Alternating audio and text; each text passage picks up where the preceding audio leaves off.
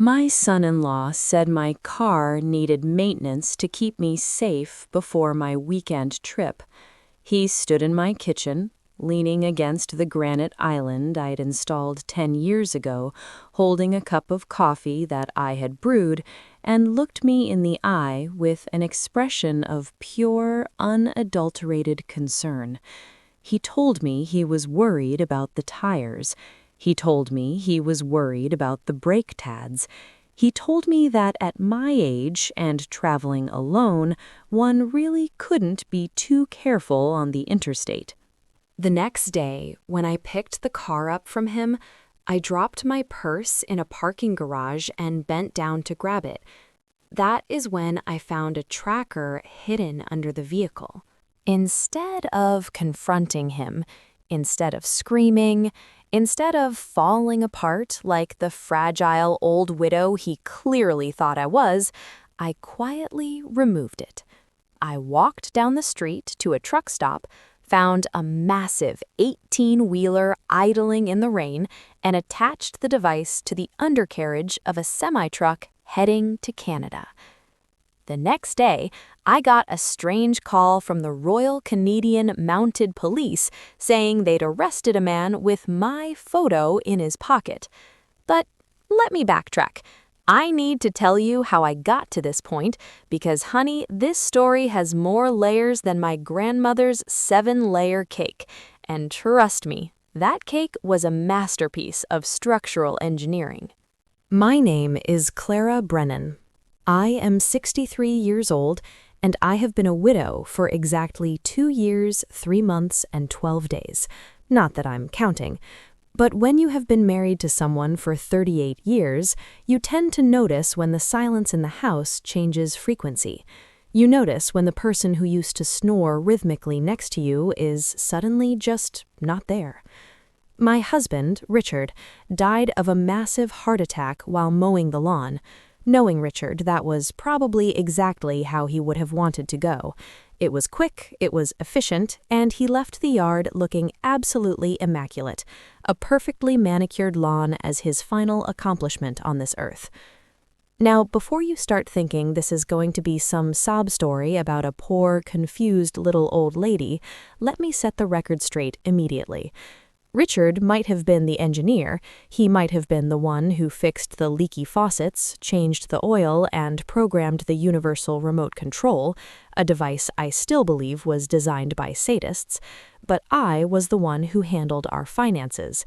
And by handled, I don't mean I balanced the checkbook.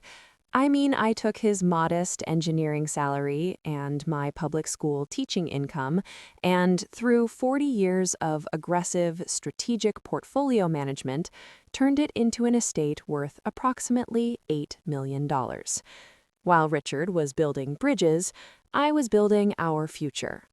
Who knew that all those boring summer evenings I spent as a child listening to my father discuss municipal bonds, bearish markets, and compound interest over Sunday pot roast would actually pay off?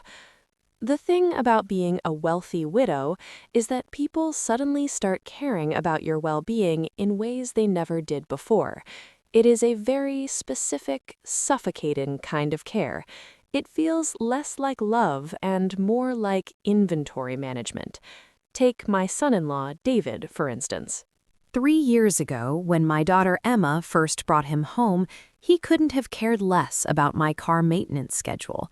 Back then, I was just the mother-in-law, the obstacle to be charmed. Now, suddenly, he is Marcus Aurelius crossed with a AAA service representative. He is full of wisdom about oil viscosity and tire rotations. David Mitchell is what my generation would call easy on the eyes. He's 37 years old, works in financial planning, a term that is doing a lot of heavy lifting in this story, and drives a BMW that is always suspiciously spotless. He has the kind of smile that makes waitresses give him extra bread rolls without asking. Emma met him at a charity gala. You know the kind where rich people pay $500 a plate to eat rubbery chicken and feel good about themselves for an evening. She was smitten from day one, And honestly, that should have been my first warning sign. Emma, bless her heart, has never been smitten by anything that wasn't bad for her. My only child has always had a talent for choosing men the way some people choose lottery numbers, with high hopes, enthusiasm, and absolutely no logic whatsoever. There was Marcus, the musician, who turned out to be married with 2 kids in New Jersey. There was Brett, the businessman, who turned out to be broke and sleeping on a friend's couch. And then there was Kevin, the entrepreneur, who turned out to be selling essential oils to his grandmother's bridge club. So, when Emma walked through my door 3.5 years ago with David in tow, I was prepared for the worst. I had my polite smile plastered on, I had the guest room ready, I had my skepticism dialed up to 11. But David seemed different. He asked thoughtful questions. He remembered details from previous conversations. He actually helped clear the table without being asked, carrying dishes to the sink with a domestic competence that was disarming. He brought me flowers on Mother's Day, and not the gas station variety wrapped in crinkly cellophane, but actual arrangements from a real florist. He listened when I talked about Richard's death. He never once suggested that I should move on or start dating again. He just listened. Most importantly, he made Emma happy. Really, genuinely happy. Not the manic, anxious kind of happy she displayed with the others, but a calm, settled happiness. She glowed when she talked about him, and for the first time in years, our Sunday dinners included someone who actually wanted to be there. So, when David suggested last Friday that my car needed maintenance before my weekend business trip to Portland, I didn't question it. I should have. But grief and loneliness have a way of making you grateful for any sign that someone cares about your safety, even if that someone has only been family for 3 years and has never shown any previous interest in automotive mechanics. "Clara," he had said, using that concerned son-in-law voice that I was still getting used to, "when is the last time you had the oil changed in that Lexus? You're driving 3 hours each way to Portland. The pass can be treacherous this time of year. I'd hate for something to happen to you on the road." Emma had nodded along enthusiastically from the kitchen counter, where she was attempting to make what she optimistically called a gourmet grilled cheese.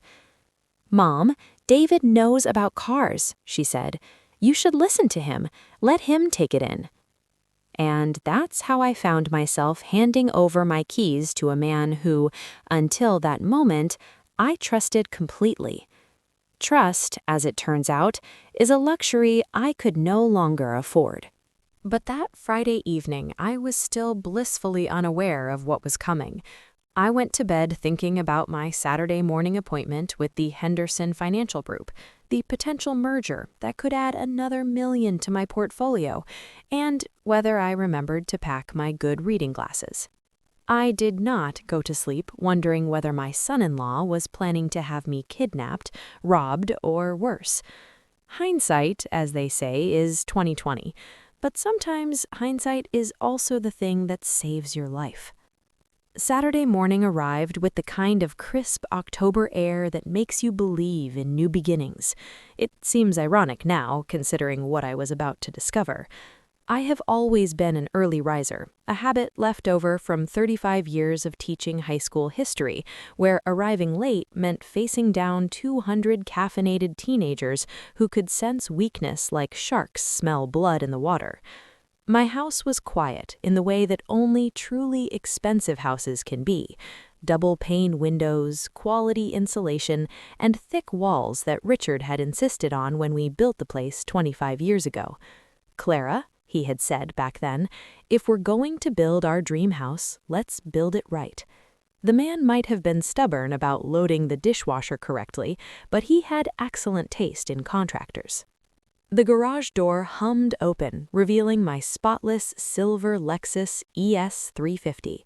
David had brought it back the previous evening, keys handed over with a pleased smile and a detailed explanation of everything the mechanics had supposedly checked. Oil, filters, belts, the whole 9 yards. "Should run like a dream now," he'd said. I thanked him, thinking what a thoughtful man my daughter had chosen. Shows you how much I knew. The drive to my first appointment should have taken 20 minutes, but traffic had other plans. Some genius in city planning had decided that Saturday morning was the perfect time to repave half of downtown Portland, so I found myself crawling along Elm Street at approximately the speed of continental drift. That was fine with me. Actually, at 63, I had learned that being early to a meeting was a power move, but being fashionably on time was an art form. The Portland Financial Group occupied the top 2 floors of a glass building that probably cost more to clean than most people earn in a year. I had been working with Henderson Financial for the past 6 months on what they called a strategic acquisition opportunity, and what I called buying a company because I could. The truth was, after Richard died, I discovered that sitting around feeling sorry for myself was both boring and financially unproductive. Turns out, making money is an excellent distraction from grief. The elevator whisked me up to the 15th floor where Margaret Henderson was waiting. Margaret was everything I wasn't. Blonde, 30-something, wearing a suit that probably cost more than most people's monthly rent. But she was also brilliant, ruthless, and completely honest about both those qualities. I respected that. "Clara, right on time as always," she said, standing up from behind a desk that was large enough to land a small aircraft. "I have excellent news about the Riverside Properties acquisition."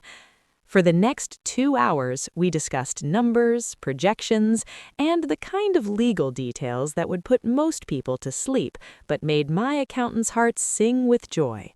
The short version was that I was about to become the proud owner of a commercial real estate portfolio that would generate enough passive income to fund Emma's shopping habits for the next century. Not that she knew about any of this, of course. One thing I had learned from watching Richard handle money for 38 years was that financial information should be shared on a strictly need-to-know basis. Emma needed to know that she was loved, supported, and that her mother wasn't going to end up eating cat food in her golden years. She did not need to know that her mother could buy and sell small countries. The second appointment was with Davidson Investment Management, where I was considering moving some of my more aggressive investments. Jason Davidson was one of those 28-year-old financial wonders who wore expensive watches and talked about disrupting traditional portfolio management. Normally, I avoided doing business with anyone who used disrupt as a verb, but Jason had made me 17% returns last year, which purchased a lot of tolerance for trendy vocabulary. By the time I finished both meetings, it was nearly 3 o'clock in the afternoon. I was ready to head home. Emma was making dinner for David and me, something she had started doing every Saturday since they got engaged. It was sweet, really, even though Emma's cooking skills were roughly equivalent to her ability to parallel park, technically possible but requiring multiple attempts and a lot of prayer. I walked out to the parking garage, my mind already shifting from business mode to family mode. I was thinking about whether I should stop and pick up a dessert to supplement whatever Emma was attempting in my kitchen. That is when I made the mistake that probably saved my life. As I approached my car, I fumbled with my purse while trying to extract my keys, my reading glasses, and my parking ticket simultaneously. This is why women's purses are basically portable storage units. We never know what emergency might require immediate access to lip balm, antacids, or, in this case, car keys buried under a year's worth of receipts. The purse fell. Not dramatically, not cinematically, just the regular kind of clumsy, middle-aged woman dropping her purse because she was trying to juggle too many things at once. Tissues scattered, pens rolled across the concrete, and my reading glasses case bounced twice before coming to rest under the chassis of my car. I sighed, bent down, and got on my hands and knees on the dirty concrete to retrieve everything, muttering the kind of words that would have gotten me detention duty when I was teaching. That is when I saw it. Attached to the underside of my car, just behind the front wheel well, attached to the metal frame, was a small black device. It was about the size of a deck of cards. It was magnetic, clearly designed to be hidden, and it definitely hadn't been there 2 days ago when I dropped my parking permit in this same garage and had to crawl around looking for it. For a moment, I just stared at it.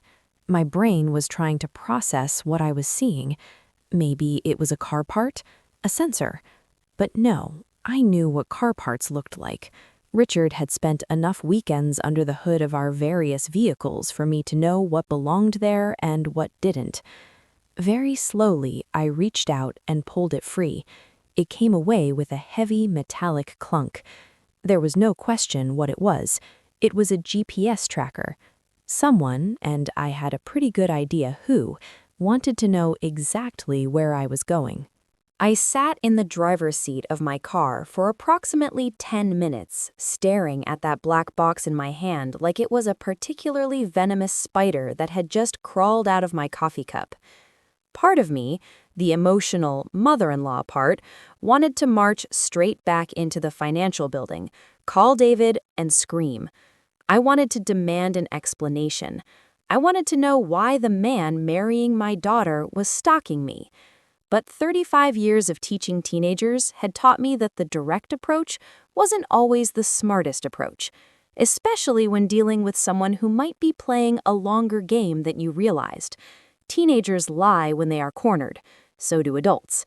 If I confronted him now, he would have an excuse. He would say he was worried about my safety. He would say he forgot to tell me. He would gaslight me until I felt guilty for suspecting him. No, that wouldn't do. Instead, I did what any reasonable woman would do.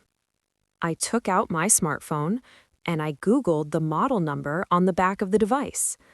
20 minutes later, I knew more about covert surveillance devices than most private investigators. Turns out, you can buy these things online for less than $50. They're marketed to concerned parents and security-conscious businesses. The model stuck to my car was a Silent Tracker Pro, which promised real-time location updates and 6 months of battery life. How thoughtful of David to spring for the premium option. The question was, what to do about it? My first instinct was to call Emma, but that would put her in an impossible position between her mother and her fiancé. My second instinct was to confront David directly, but that assumed he was working alone, which might not be the case. And my third instinct, which was starting to seem like the smartest option, was to turn this little spy game around on whoever was playing it. You see, one advantage of being a wealthy widow is that people tend to underestimate you. They assume that because you are over 60 and female, you are automatically helpless, confused, and ripe for manipulation. What they don't realize is that I have spent the last 40 years dealing with teenagers, tax auditors, and insurance companies. I know how to spot a con artist, and I know how to outmaneuver them. I started the car. I drove to a Radio Shack. Yes, they still exist, barely. And I purchased a small magnetic case, some industrial adhesive, and a cheap prepaid cell phone. Then I drove to the truck stop on Highway 84. This is where the long-haul truckers grab coffee and diesel fuel before heading out on cross-country routes. The air smelled of exhaust and frying grease. The plan was simple. I would attach David's tracker to a truck heading somewhere far, far away, and then see what happened when my supposed locations started moving in directions I had never intended to go. If David was tracking me for innocent reasons, which seemed about as likely as Emma developing actual cooking skills, then nothing would happen. He might call and ask if I was lost. But if he was tracking me for less innocent reasons, well, then things might get very interesting very quickly. I sat in my car drinking a lukewarm coffee, watching the trucks roll in and out. Finally, I saw it. A massive 18-wheeler. The license plate on the trailer indicated it was from British Columbia. The driver, a burly man in a plaid shirt, hopped out and headed into the diner. Perfect. I waited until the coast was clear.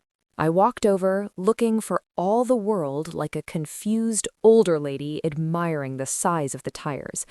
I slipped my hand under the trailer chassis and attached the tracker firmly to the frame. "Safe travels," I whispered. I got back in my Lexus and drove home to see what would happen next. The drive back gave me time to think, which wasn't necessarily a blessing, because the more I thought about David's sudden interest in my car maintenance, the more other little details started clicking into place. I thought about how he had started asking questions about my investment portfolio during family dinners. Nothing obvious, just casual inquiries about whether I was diversifying properly, or if I had considered updating my estate planning.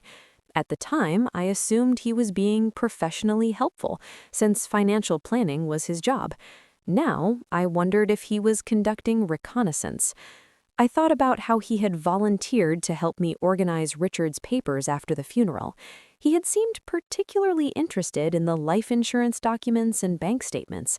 I had been grateful for the help at the time, since grief had turned my normal organizational skills into something resembling a toddler's toy box. But looking back, David had spent an awful lot of time photographing documents for your records with his phone. Then there was the way he had encouraged Emma to move back in with me after their engagement, suggesting it would be good for both of us if she stayed in her childhood room for a few months while they planned the wedding. Emma, who had been living independently since college, had seemed surprised by the suggestion, but had gone along with it because David was so thoughtful about family relationships. Now, I wondered if having Emma in my house was less about thoughtfulness and more about having an inside source for my daily routines, travel plans, and general vulnerabilities. By the time I pulled into my driveway, I had worked myself into the kind of cold fury that makes smart women dangerous.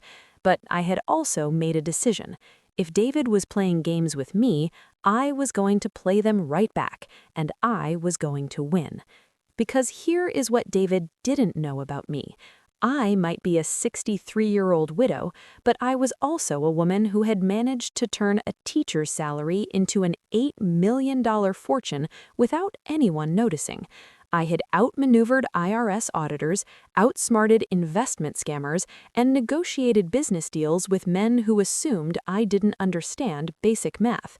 If David thought I could manipulate me because I was old, female, and recently widowed, he was about to learn exactly how wrong a smart man could be. I walked into my house. I hugged my daughter. I complimented her on whatever she was burning in the kitchen, and I smiled at my son-in-law like nothing had changed. But everything had changed. I just wasn't ready to let him know that yet. Sunday morning arrived with the kind of deceptive calm that should have warned me something was about to go spectacularly wrong. I was sitting at my kitchen table, drinking coffee from Richard's favorite mug, the one that said "World's Most Adequate Husband" that Emma had given him years ago, when my phone rang. The caller ID showed a number I didn't recognize. It had a 780 area code. I paused. Normally, I would let it go to voicemail. But something about the timing, the tracker, the truck. I answered. "Hello?" "Mrs. Brennan," a deep voice asked, "this is Sergeant Mitchell Wright with the Royal Canadian Mounted Police in Alberta, Canada." I nearly dropped the coffee mug.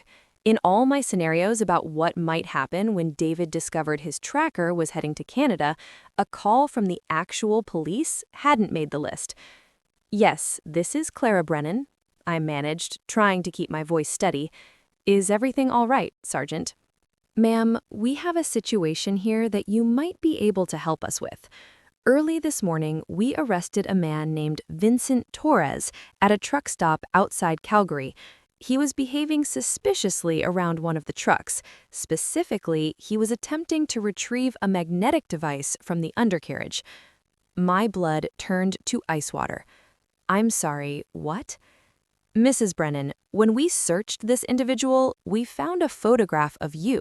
We also found a dossier containing your home address, your daily routine, information about your car, and what appears to be surveillance notes dating back several weeks.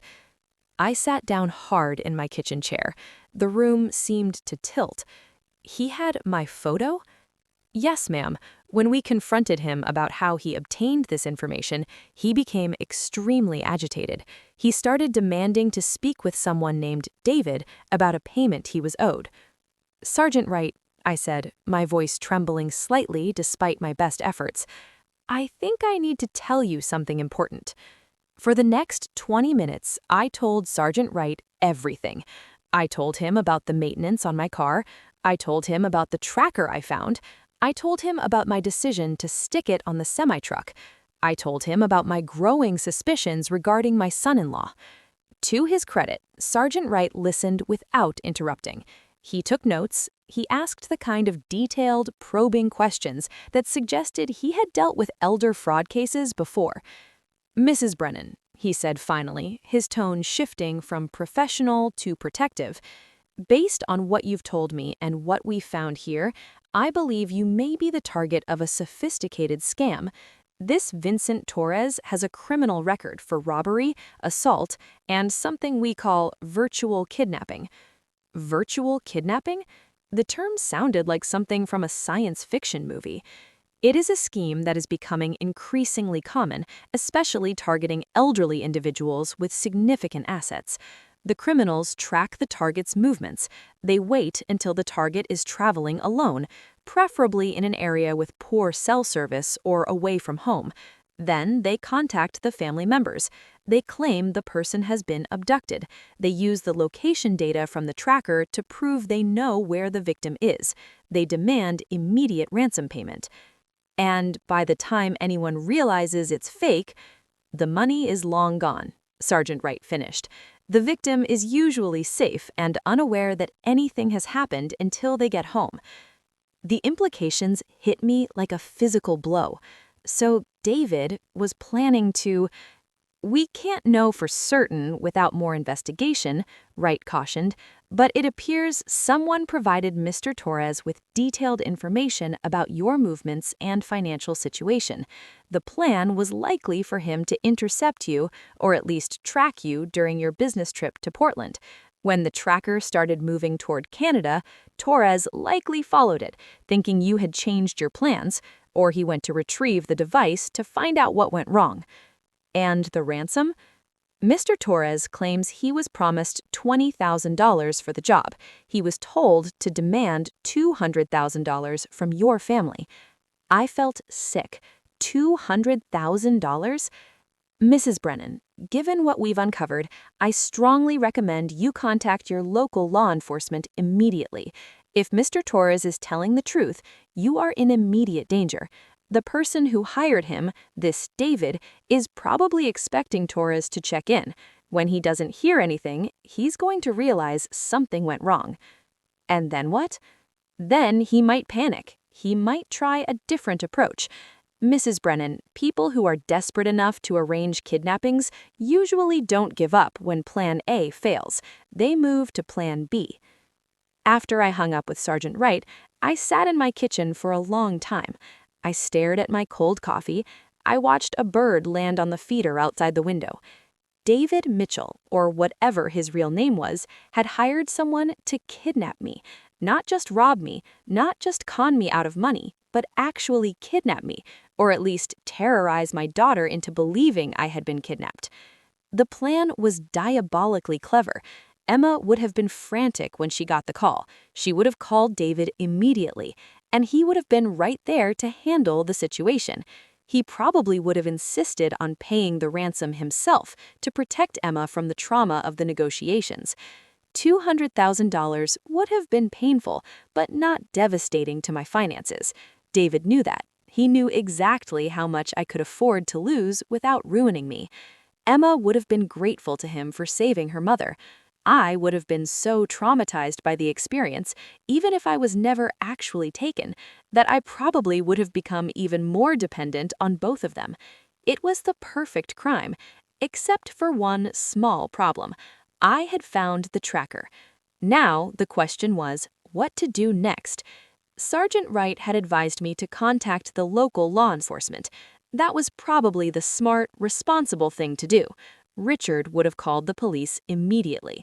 But Richard was gone, and I was tired of being cautious. Calling the police now would tip David off. He might run. He might destroy evidence. He might claim he was innocent and that this Torres person was lying. Without hard proof connecting David to Torres, it might be his word against a criminal's. I needed more. I needed to know the full scope of what I was dealing with. I needed to know if Emma was involved. God, please let her not be involved. I needed to know how long he had been planning this. I walked into my home office and locked the door. I sat at my desk, the heavy oak desk that used to be Richard's, and I picked up the phone. My first call was to my accountant, Harold Finch. Harold has been handling my taxes since Clinton was president. He has the personality of a particularly thorough actuary, which is to say he is dry, humorless, and absolutely brilliant. "Harold," I said, keeping my voice low, "I need you to do me a favor. I need you to go through my accounts for the past 3 years. I need you to look for anything unusual, any transactions I might not have initiated, any changes to direct deposits, any new beneficiaries, anything that seems off." "Clara?" Harold's voice was sharp. "Is everything all right? This sounds like you think someone might be stealing from you." "I think someone might be," I admitted, "and I need to know how much and for how long." "I'll get on it immediately," Harold promised. "I'll call you back within 2 hours." Next, I called my attorney, Susan Martinez. Susan is a shark in a Chanel suit. She had helped me navigate the estate issues after Richard died, and I knew she had contacts in places I didn't. "Susan, I need you to conduct a background check on someone for me. Deep dive. I want to know everything." "Who is the target?" "David Mitchell, my son-in-law." There was a pause on the line. "Clara, what is going on?" "I'll explain later," I said. "Just find out who he really is, where he worked before Premier Financial, who his family is, if he has any debts, anything." "I'll put my best investigator on it. Clara, please be careful." "I promise I won't do anything stupid," which wasn't exactly the same as saying I would be careful, but it seemed to satisfy her for the moment. Finally, I called a private investigator named Marcus Webb. Marcus was a former FBI agent who specialized in corporate fraud. He had helped me vet a potential business partner a few years back. "Marcus, I need surveillance," I told him. "I need eyes on someone 24/7, and I need to know who he's meeting with, where he's going, and what he's doing." "Name?" "David Mitchell. He lives in my house." "Understood," Harold said. "I'll have a team in place within the hour." By noon, the information started rolling in, and it was worse than I had expected. Harold called first. "Clara, you're going to want to sit down for this." "I'm sitting, Harold." "Over the past 18 months, there have been a series of small, unauthorized withdrawals from your checking accounts. They were coded to look like routine bill payments, utilities, subscription services, insurance premiums. Nothing large enough to trigger an automatic fraud alert, but consistent." "How much?" "In total, approximately $37,000. My stomach dropped. $37,000. How did he do it? He must have had access to your online banking passwords, or he set up automatic transfers when he had access to your computer. Clara, this isn't the work of a random hacker. This is someone who knows your spending habits intimately. They kept the amounts just below the threshold that you typically review. I thanked Harold and hung up. My hands were shaking. David had been stealing from me for 1.5 years, stealing from the woman who cooked him dinner every Sunday. Then Susan called. Clara, your son-in-law is not who he says he is. Tell me. David Mitchell does work for Premier Financial Planning, but he was hired only 8 months ago. Before that, he was fired from his previous 2 jobs for what the HR departments tactfully called inappropriate client interactions. Which means what? Which means he was caught trying to manipulate elderly clients into questionable investment strategies that would benefit him personally. He has a history of targeting seniors. Is that all? No, that's the tip of the iceberg. Clara, the man has serious gambling debts. We pulled his court records. He owes civil judgments against him in New Jersey and Nevada. He owes close to $300,000 to some very unpleasant entities in Atlantic City. 300,000, I whispered. Based on the filings, he is desperate. He's being chased by creditors who don't exactly follow the Fair Debt Collection Practices Act. Clara, this man didn't fall in love with your daughter. He fell in love with your balance sheet. He sees you as a piggy bank. The picture was complete. The thefts, the gambling debts, the kidnapping plot. David wasn't just a bad son-in-law. He was a cornered animal. He needed a massive infusion of cash to save his own skin, and he had decided that I was the solution to his problems. He was going to terrorize my daughter, kidnap me virtually or otherwise, and drain my accounts to pay off his bookies. I sat in my living room as the afternoon sun slanted through the windows. Emma came home around 5. She was bubbling with excitement about the wedding plans. She showed me swatches of fabric for the bridesmaids' dresses. She talked about the floral arrangements. David thinks we should have the reception at the Riverside Country Club, she said, her eyes shining. It's expensive, I know, but he says you only get married once, right? The irony was almost too much to bear.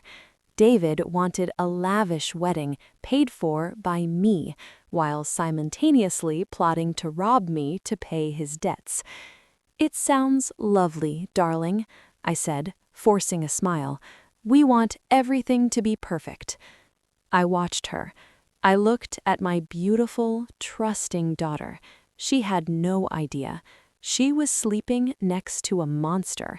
And if I told her now, if I just blurted it out, it would destroy her. She might not even believe me. David was a master manipulator. He would spin it. He would say I was confused or jealous or senile. No, I couldn't just tell her. I had to show her. I had to let David hang himself. Tuesday morning, I woke up with a clarity of purpose I hadn't felt since before Richard died. For 2 years, I had been drifting. Now I had a mission. I spent the next 3 days acting the part of the oblivious widow. I cooked. I cleaned. I asked David about his day. I let him lecture me about the bond market. Meanwhile, Marcus Webb was sending me daily reports. David was getting nervous. He was making frantic phone calls from payphones. Who uses payphones anymore? And meeting with 2 men in a parked car behind a bowling alley.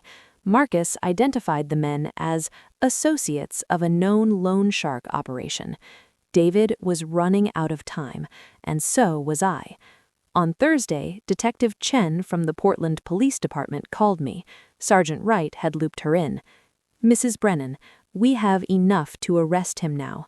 The Canadian authorities have Vincent Torres's full confession and the digital trail connecting him to a burner phone we've traced to your son-in-law." "Not yet," I said. "Mrs. Brennan, this is dangerous. He is desperate." "I know," I said, "but I need one more thing. I need him to confess in front of my daughter. If I arrest him now, he'll lie to her. He'll tell her it's a misunderstanding. He'll drag this out in court for years, and she'll be stuck in limbo, wondering if she abandoned an innocent man. I need her to see his face when the mask slips." Detective Chen hesitated. "Friday night," she said finally. "We can have units outside your house, but you have to give us the signal." "Friday night," I agreed. I called Emma at work. "Sweetheart, why don't you and David come over for dinner tomorrow? I want to make a special meal, and I want to talk about the wedding budget. I think I'm ready to sign those checks for the venue." "Oh, Em, David will be so relieved. He's been really stressed about the deposits." "I bet he has," I said. Friday evening, I prepared what I privately called my last supper.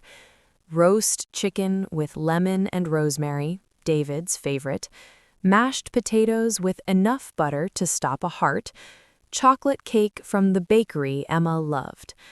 I set the dining room table with my best china and the crystal wine glasses. I lit candles. I wanted the scene to be domestic, warm, and perfect. The higher the pedestal, the harder the fall. Emma arrived first, glowing. David arrived 20 minutes later. He looked haggard. There were dark circles under his eyes, and his hands had a slight tremor that he tried to hide by shoving them in his pockets. "Clara," he said, kissing my cheek. His lips felt cold. "You look wonderful tonight." "And you look tired, David," I said. "Working hard?" "You know how it is," he said, forcing a laugh. "The market never sleeps." We ate dinner. The conversation was strained, at least on my end. David was manic, talking too fast, laughing too hard. He was eyeing me, probably wondering why his kidnapper hadn't called yet. He must have been terrified. Torres was in jail, the phone was silent, and I was sitting here eating chicken. After dessert, I poured brandy for David and myself. Emma started clearing the plates. "Leave them, honey," I said. "Sit down. We need to talk." David perked up. He thought this was the moment I was going to hand over the check for the wedding, or rather the money he could siphon off for his debts. "David," I said, swirling the amber liquid in my glass, "I need to ask you something, and I would appreciate an honest answer." "Of course, Clara. Anything." "Why did you put a GPS tracker on my car?" The silence that followed was absolute. You could hear the grandfather clock ticking in the hallway. You could hear the hum of the refrigerator. David's face went through a spasm of micro-expressions: shock, fear, anger. And then he settled on confused concern. "Clara?" He chuckled nervously. "I'm not sure what you mean. A tracker?" "The one you attached to the undercarriage when you took my car for maintenance," I said calmly. "The one I found in the parking garage in Portland. The one I removed and attached to a semi-truck heading to Vancouver." Emma looked from me to David. "Mom, what are you talking about?" "I'm talking about the fact that David has been tracking my movements, and the fact that the Royal Canadian Mounted Police arrested a man named Vincent Torres in Alberta 3 days ago, a man who had my photograph and a contract to kidnap me for a $200,000 ransom." David stood up. His chair scraped loudly against the hardwood floor. "This is insane," he said. His voice was rising. "Emma, your mother is... I think she's having an episode. Clara, are you feeling all right?" "I have never felt better, David. Or should I call you Derek?" That stopped him.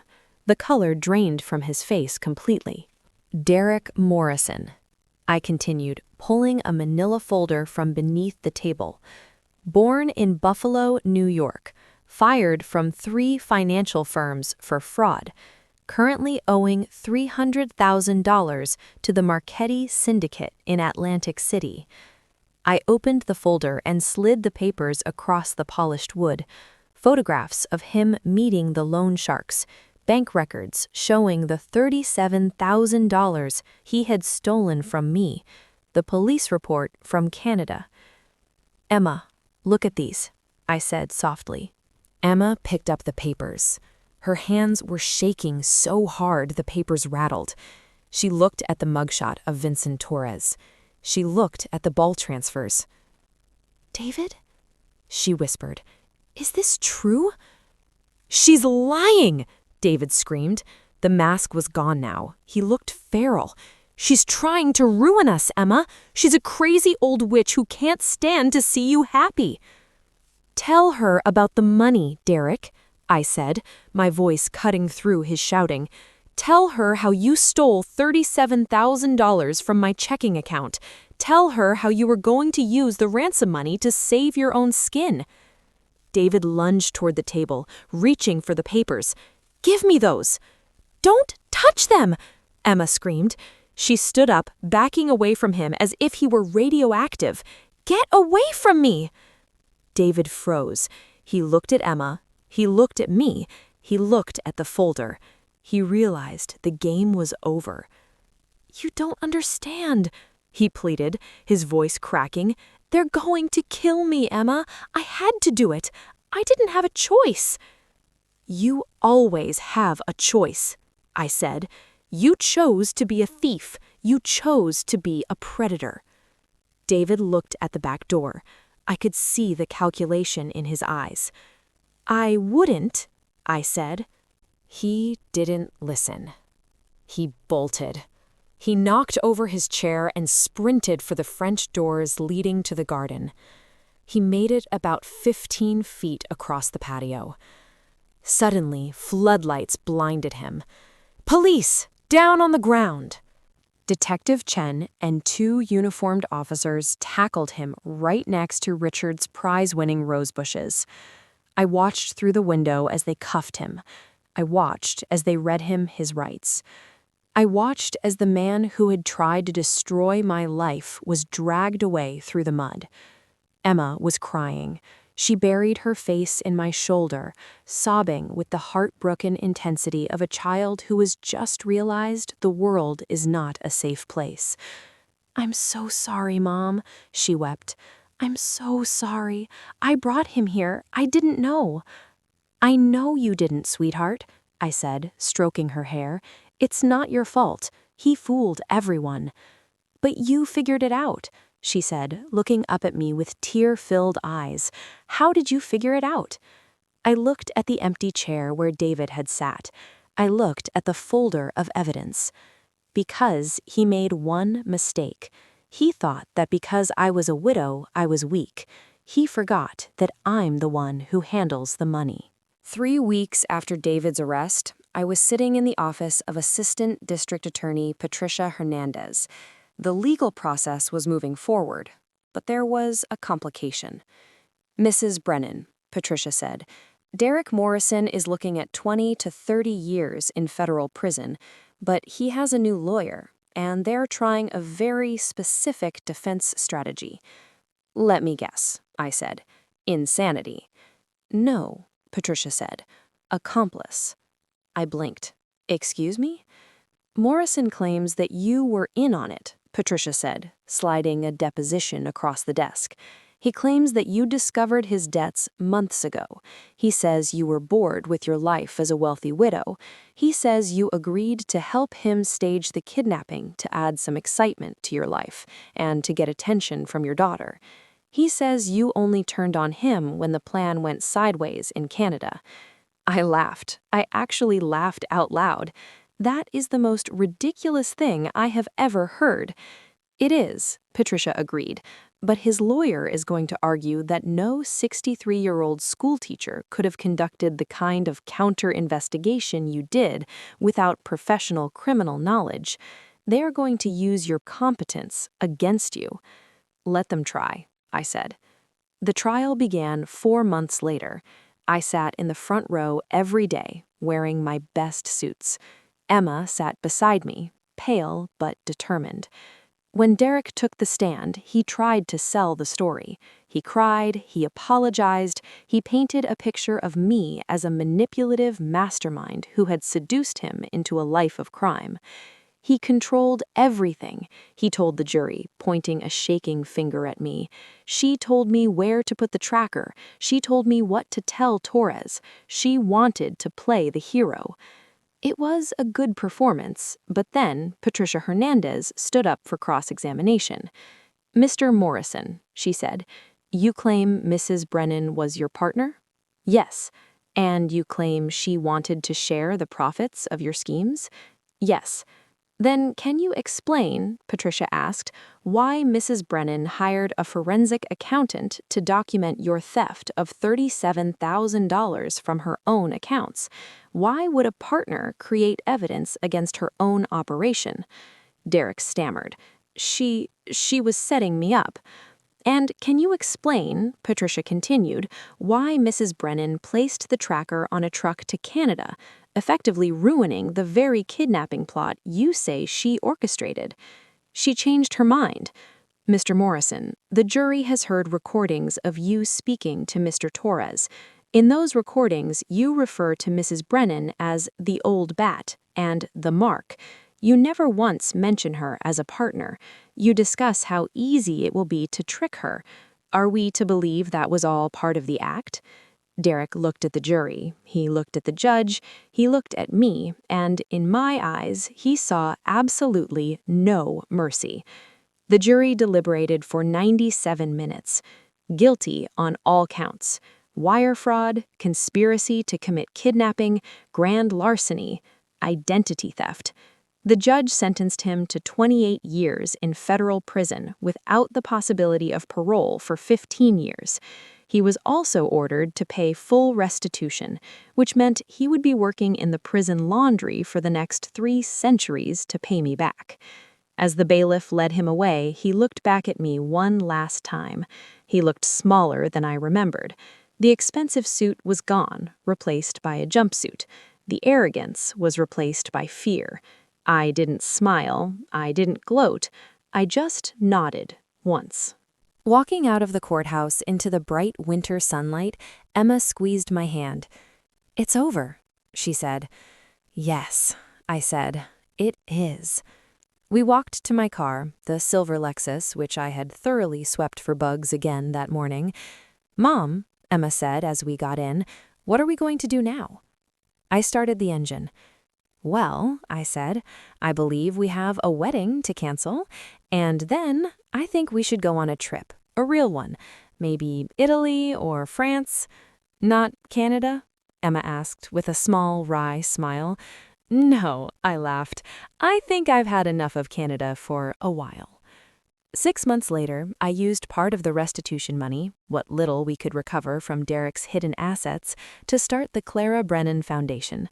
We provide resources and education for seniors to protect themselves against financial fraud and romance scams. Emma runs the day-to-day operations. She is brilliant at it. Turns out, surviving a con artist gives you excellent insight into how to stop them. As for me, I am 64 years old now. My portfolio is doing better than ever. I still miss Richard every day. I still check the underside of my car every time I drive. That isn't paranoia. That's good practice. But I have learned something crucial about myself and about women like me. People look at widows and see what is gone. They see the empty chair, the silent house, the grief. They think we are defined by what we've lost and therefore easily taken advantage of. They think we are soft. They forget that we are the ones who survived. We are the ones who held the family together when the foundation cracked.